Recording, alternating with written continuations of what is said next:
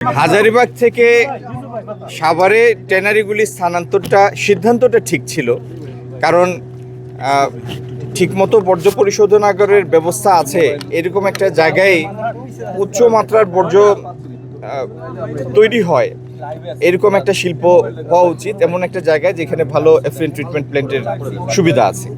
কিন্তু যেভাবে স্থানান্তর হয়েছে সেই ব্যবস্থাপনাটা ছিল একটা ক্লাসিক কেস অফ মিসম্যানেজমেন্ট, যেই কারণে না বর্জ্য পরিশোধনাগারটা যে প্রজেক্টেড ক্যাপাসিটি ছিল সেই ক্যাপাসিটিতে ফাংশনাল আছে, আর না যারা এসেছে তারা প্রত্যেকে জীবিত থাকতে পেরেছে। অনেকগুলি শিল্প প্রতিষ্ঠান মাঝপথে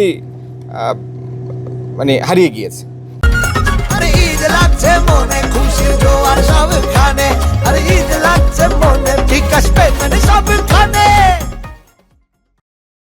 এখন যে জিনিসটার দিকে আমরা দৃষ্টি দিচ্ছি একটা হলো এই বর্জ্য পরিশোধনাগারটা যে প্রজেক্টেড ক্যাপাসিটি ছিল 25,000 কিউবিক মিটার পার ডে, কি পরিবর্তন করলে সেই জায়গাতে আমরা ফেরত আসবো এবং ক্রোমিয়াম রিকভারির জন্য কি করা লাগে সেটা আমরা করব।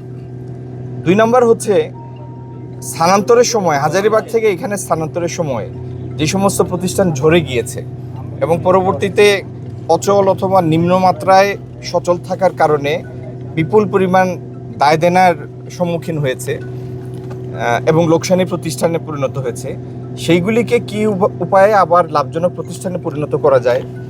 যারা আর এই ব্যবসায় সক্ষমতা রাখে না, আগ্রহ আর সক্ষমতা দুই জিনিস, তো আগ্রহ এবং সক্ষমতা যারা হারিয়ে ফেলেছে সেই সব জায়গায় কিভাবে নতুন বিনিয়োগকারীকে আনা যায়, এই প্রত্যেকটা জিনিস নিয়ে আমরা কাজ করছি।